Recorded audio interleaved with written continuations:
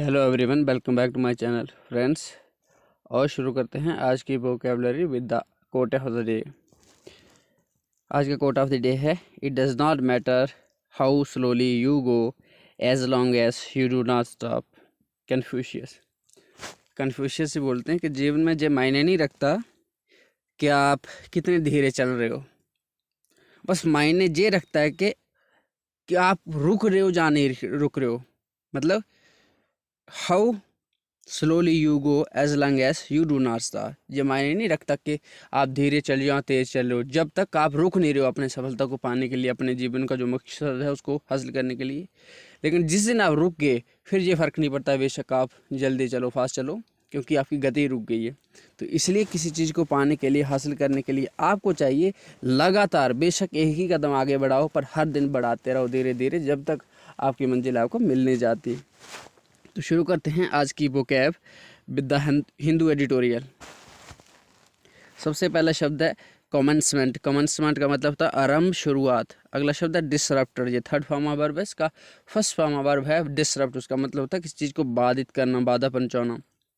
अगला शब्द है पैट्रोनेज। पैट्रोनेज का मतलब होता है किसी चीज़ को सहायता देना, संरक्षण देना, सपोर्ट देना। अगला शब्द है फेरी। फेरी का मतलब होता है a boat that carry peoples. देखो जिससे नौका सुनिए, नौका सर्विस या फेरी सर्विस, इसका मतलब होता है कि जैसे मान लो दो सिटीज़ को एक नदी क्रॉस क्या कर रही है, जोड़ रही है, तो लेकिन बीच में इतनी लंबी नदी है, वहाँ पर पुल बनना आसान नहीं, तो क्या करती है, एक नौका लगी होगी, वहाँ पे एक नाव लगी होगी, लोगों को ले जाती है, वापस ले आती है, ले जाती है, वापस ले आती है, लोगों को, सामान को, सबको, तो उसको क्या बोलते हैं, फेरी। अगला शब्द है नोना जेनरेनियस। अगला शब्द है नॉन एजेरियंस। इसका मतलब होता है जो लोग 90 years old or between age of 90 और 100 के बीच जो लोग होते हैं उनको बोलते हैं नॉन एजेरियंस। अगला शब्द है रिपैट्रिएशन। रिपैट्रिएशन का मतलब होता है अपने देश में वापसी ले आना किसी को। जैसे आपने सुना होगा बहुत सारे देश हैं, भारत के लोग ऐसे हैं जो पैसे खाकर भारत विदेशों में छुप गए हैं, उनको जिसने भारत सरकार इंडिया वापस लाएगी उसको बोलते हैं देश प्रत्यावर्तन बोलते हैं।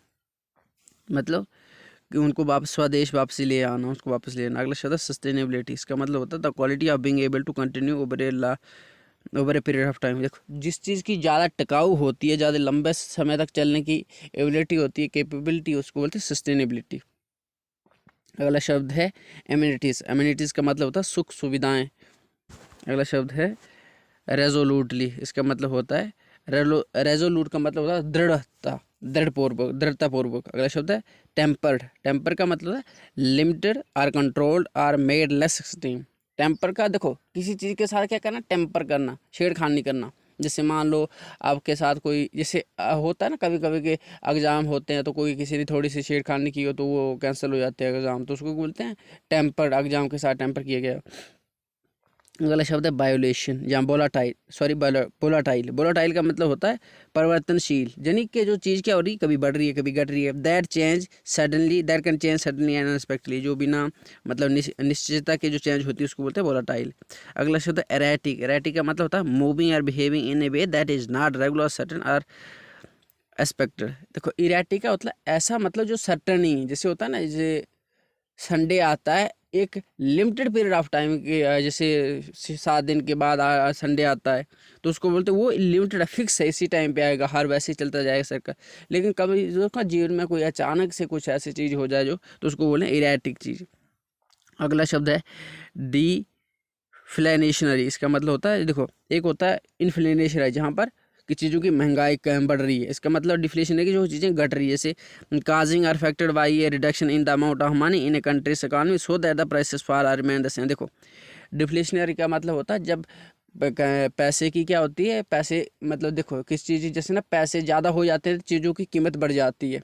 जैसे मान लो पैसा जब मार्केट में बहुत सा काफ़ी आ जाता है तो चीज़ों की जो 10 रुपये की चीज़ होगी वो 50 की होने लग जाएगी।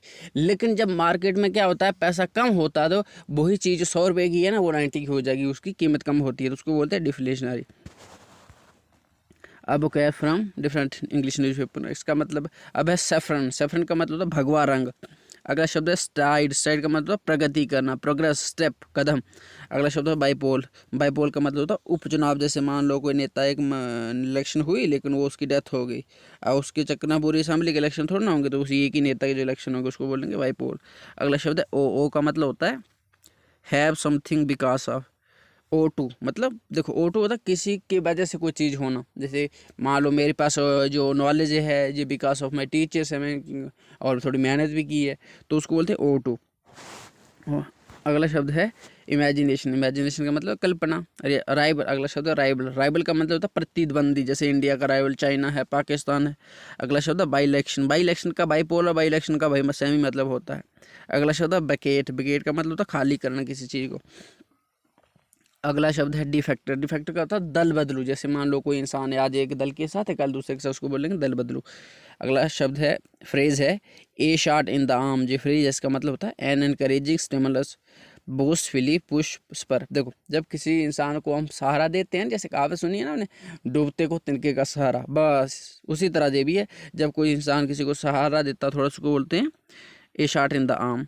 अगला शब्द है डिफेंड, डिफेंड का मतलब होता है बचाना। अगला शब्द है टर्फ, टर्फ का मतलब होता है राज्य, एरिया, टेरिटरी।